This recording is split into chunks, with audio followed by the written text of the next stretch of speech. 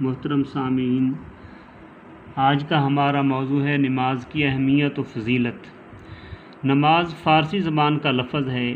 عربی زبان میں اس کے لیے جو لفظ استعمال ہوا ہے وہ ہے صلاۃ۔ صلاۃ کے لغوی معنی دعا کرنا، التجا کرنا، درخواست کرنا، قریب ہونا۔ اسلامی اصطلاح میں نماز سے مراد خدا کے حضور خاص وقت میں خاص طریقے کے ساتھ دعا اور التجا کرنا ہے۔ توحید اور رسالت کی شہادت کے بعد اسلام کا دوسرا رکن نماز ہے۔ نماز اسلامی عبادات میں اہم ترین رکن ہے جو ہر عاقل و بالغ مرد و عورت، امیر و غریب، بیمار و تندرست مسلمان پر فرض ہے۔ اگر کوئی کھڑے ہو کر نماز ادا نہیں کر سکتا تو بیٹھ کر ادا کرے، اور اگر بیٹھ کر ادا کرنے کی طاقت بھی نہ ہو تو لیٹ کر ادا کرے، بلکہ سر کے اشارے سے بھی یہ فریضہ ادا کیا جا سکتا ہے۔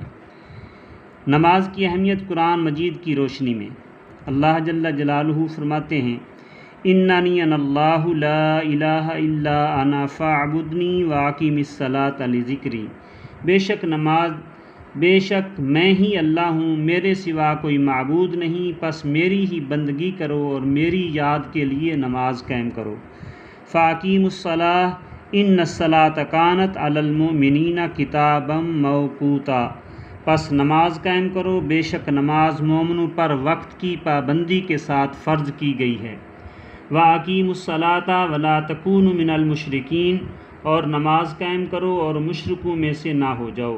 وَأَقِیمُوا الصَّلَاةَ وَآتُوا الزَّکَاةَ وَارْکَعُوا مَعَ الرَّاکِعِینَ، اور نماز قائم کرو اور زکوٰۃ ادا کرو اور رکوع کرنے والوں کے ساتھ رکوع کرو۔ نماز کی اہمیت و فضیلت احادیث کی روشنی میں آپ صلی اللہ علیہ وآلہ وسلم کا ارشاد ہے، من ترک الصلاۃ متعمدا فقد کفر۔ جس نے جان بوجھ کر نماز چھوڑ دی اس نے کافرانہ روش اختیار کی۔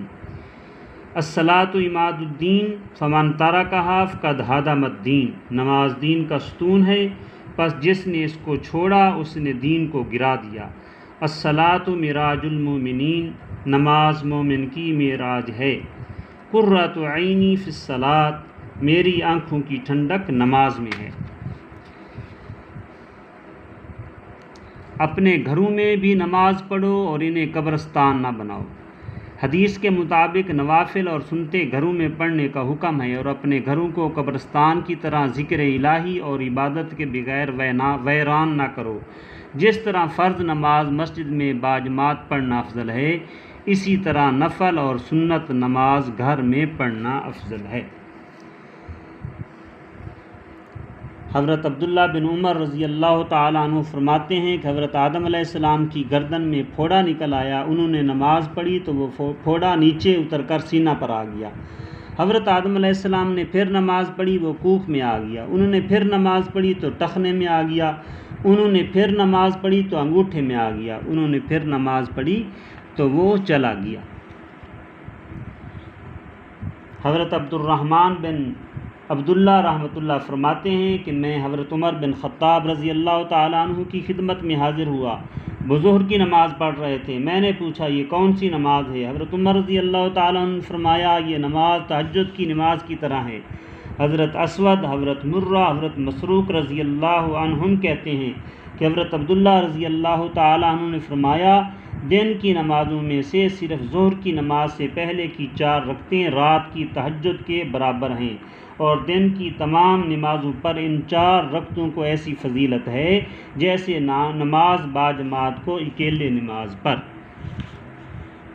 حضرت عمر رضی اللہ تعالیٰ عنہ مسجد میں آتے تو سنتے کہ کوئی کہہ رہا ہے کہ خدایا تو نے پکارا میں نے مان لیا، تو نے حکم دیا میں بجا لایا، یہ سحری کا وقت ہے، پس تو مجھے بخش دے۔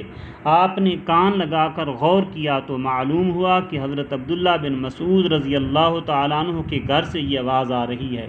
آپ نے ان سے پوچھا، انہوں نے کہا یہی وہ وقت ہے جس کے لیے حضرت یعقوب علیہ السلام نے اپنے بیٹوں سے کہا تھا کہ میں تمہارے لیے تھوڑی دیر بعد استغفار کروں گا۔ حدیث میں ہے کہ یہ رات جمعہ کی رات تھی۔ حضرت امام احمد بن حنبل رحمۃ اللہ کے مکان کے سامنے ایک لوہار رہتا تھا۔ بال بچوں کی کثرت کی وجہ سے سارا دن کام میں لگا رہتا۔ اس کی عادت تھی کہ اگر اس نے ہتھوڑا ہاتھ میں اٹھایا ہوتا کہ لوہا کوٹ سکے اور اسی دوران اذان کی آواز آ جاتی تو وہ ہتھوڑا لوہے پر مارنے کے بجائے اسے زمین پر رکھ دیتا اور کہتا کہ اب میرے پروردگار کی طرف سے بلاوا آ گیا ہے، میں پہلے نماز پڑھوں گا پھر کام کروں گا۔ جب اس کی وفات ہوئی تو کسی نے خواب میں دیکھا تو اس سے پوچھا کیا بنا؟ کہنے لگے مجھے امام احمد بن حنبل رحمۃ اللہ کے نیچے والا درجہ عطا کر دیا گیا۔ اس نے پوچھا تمہارا عمل اور علم تو اتنا نہ تھا؟ اس نے جواب دیا کہ میں اللہ کے نام کا ادب کرتا تھا اور اذان کی آواز سنتے ہی کام روک دیتا تھا تاکہ نماز ادا کروں۔ اس ادب کی وجہ سے اللہ رب العزت نے مجھ پر مہربانی فرما دی۔ حقیقت میں نماز میں بڑی خیر ہے اور بڑی برکت ہے۔ اس کا ہر ذکر بہت سی خوبیوں کو اور اللہ کی بڑائیوں کو لیے ہوئے ہے۔ ایک سبحانک اللہم ہی کو دیکھ لیجئے جو سب سے پہلی دعا ہے، کتنے فضائل پر حاوی ہے۔ سبحانک اللہم، یا اللہ تیری پاکی بیان کرتا ہوں کہ تو ہر عیب سے پاک ہے، ہر برائی سے دور ہے۔ وبحمدک، جتنی تعریف کی باتیں ہیں اور جتنے بھی قابل مدح امور ہیں وہ سب تیرے لیے ثابت ہیں اور تجھے زیبا۔ وتبارک اسمک، تیرا نام بابرکت ہے اور ایسا بابرکت کہ جس چیز پر تیرا نام لیا جائے وہ بھی بابرکت ہو جاتی ہے۔ وتعالی جدک، تیری شان بہت بلند ہے، تیری عظمت سب سے بالا تر ہے۔ ولا الہ غیرک، تیرے علاوہ کوئی معبود نہیں، نہ کوئی ذات پرستش کے لائق کبھی ہوئی نہ ہے۔ اسی طرح رکوع میں سبحان ربی العظیم، میرا عظمت اور بڑائی والا رب ہر عیب سے بالکل پاک ہے۔ اس کی بڑائی کے سامنے اپنی عاجزی اور بے چارگی کا اظہار ہے کہ گردن کا بلند کرنا غرور اور تکبر کی علامت ہے، اس کا جھکا دینا نیاز مندی اور فرما برداری کا اقرار ہے۔ تو رکوع میں گویا اس کا اقرار ہے کہ تیرے احکام کے سامنے اپنے کو جھکاتا ہوں اور تیری اطاعت و بندگی کو اپنے سر پر رکھتا ہوں۔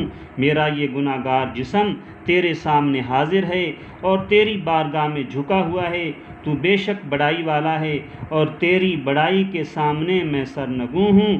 اسی طرح سجدہ میں سبحان ربی العالی میں بھی اللہ کی بے حد رفعت اور بلندی کا اقرار ہے اور اس بلندی کے ساتھ ہر برائی اور ہر عیب سے پاکی کا اقرار ہے۔ اس سر کو اس کے سامنے ڈال دینا ہے جو سارے اعضاء میں اشرف شمار کیا جاتا ہے اور اس میں محبوب ترین چیزیں آنکھ، کان، ناک، زبان ہیں۔ گویا اس کا اقرار ہے کہ میری یہ سب اشرف اور محبوب چیزیں تیرے حضور میں حاضر اور تیرے سامنے زمین پر پڑی ہوئی ہیں، اس امید پر کہ تو مجھ پر فضل فرمائے اور رحم کرے۔ اور اس عاجزی کا پہلا ظہور اس کے سامنے ہاتھ باندھ کر مؤدب کھڑے ہونے میں تھا، اس پر ترقی اس کے سامنے سر جھکا دینے میں تھی اور اس پر ترقی اس کے سامنے زمین پر ناک رگڑنے اور سر رکھ دینے میں ہے۔ اسی طرح پوری نماز کی حالت ہے اور حق یہ ہے کہ یہی اصلی حیت نماز کی ہے اور یہی ہے وہ نماز جو دین و دنیا کی فلاح و بہبود کا زینہ ہے۔ اللہ جل شانہ اپنے لطف سے مجھے اور تمام مسلمانوں کو اس پر عمل کرنے کی توفیق نصیب فرمائے۔